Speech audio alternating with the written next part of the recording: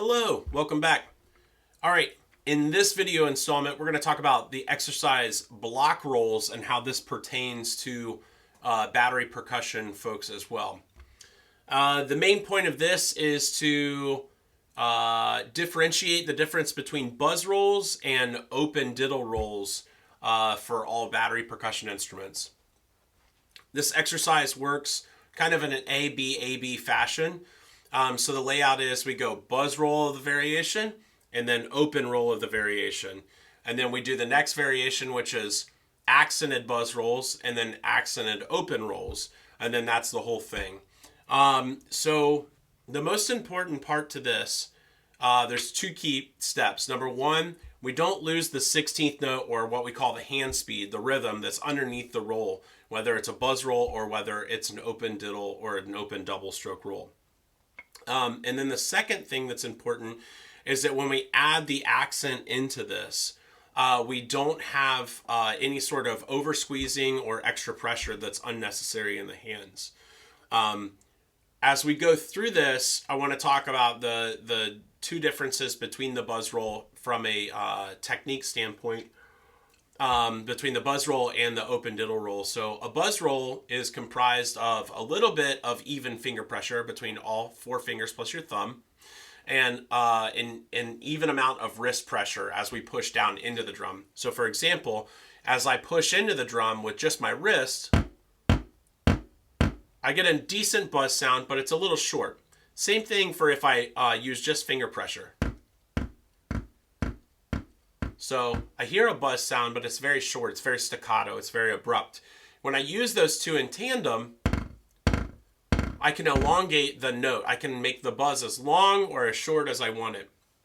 When I play a diddle or an open double stroke, I want to use, well, depending on what tempo we're at a slower tempo, I'm going to move my wrist twice.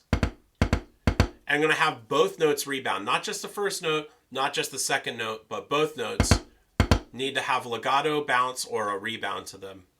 As I start to move the roll faster, I actually add in a little bit of compensation from my arm and drive the stroke while pinching from my finger, and my wrist starts to become a little more stationary. So I drive that roll or drive that diddle, that double stroke, a little bit more from the elbow while keeping my wrist relaxed. Okay, so as we go through this, I want you to kind of feel those sensations and make sure that you're hearing the difference between the buzz roll and the open roll, as well as making sure that you're keeping your rhythm in check. Okay? There's a total of 4 different variations in this. It starts with what we call a fresh buzz roll, and it moves on to a fresh open roll, followed by the third variation being an accented buzz roll, and then the fourth and final variation being an accented open roll or an accented double stroke diddle roll. Cool? The way this is going to work out is we're going to get 8 and N off the metronome, and then we'll play along with the ensemble file.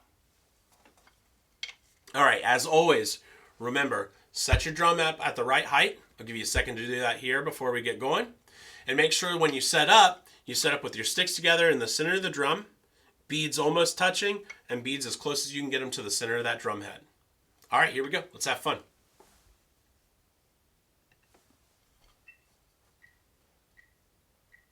One E and a 2 E and a ready, and.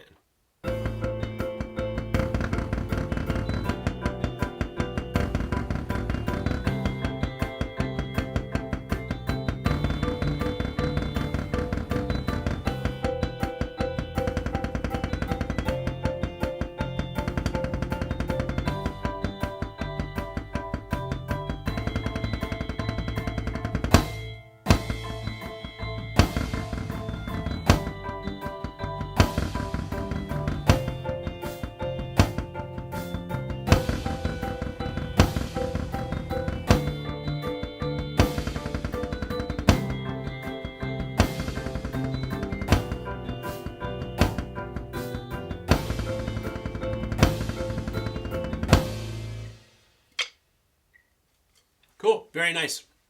One thing that I forgot to mention earlier on is when we get to the last 2 variations, so the last 8 measures of the exercise, we have accents and taps. So similar to the previous video about green legatos, making sure that we have two separate heights in there. So a fortissimo, a 12-inch stroke, and then the body, or the majority of the 16th notes of the roll and everything, we call those mezzo piano. So we're going to play one height at fortissimo, and then the rest of the dynamic after that underneath it is going to lay at mezzo piano. So make sure you're getting a very clear defined 12-inch stroke, downstroke, and then a very clear and defined 3-inch tap stroke for the mezzo piano heights as well. Cool? I think that's all. All right. Happy practicing.